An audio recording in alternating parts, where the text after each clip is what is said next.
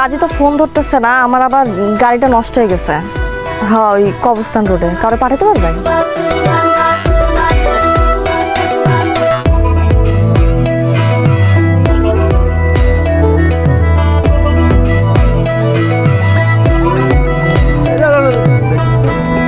দেখে নে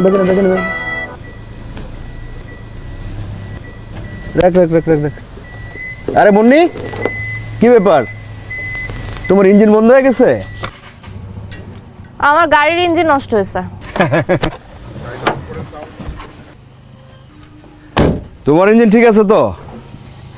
না আমি কি তোমার একটু মোবিল দেব, নাকি তোমার একটু পিছন দিয়ে ধাক্কা দেব? আপনি একটা কাজ করেন,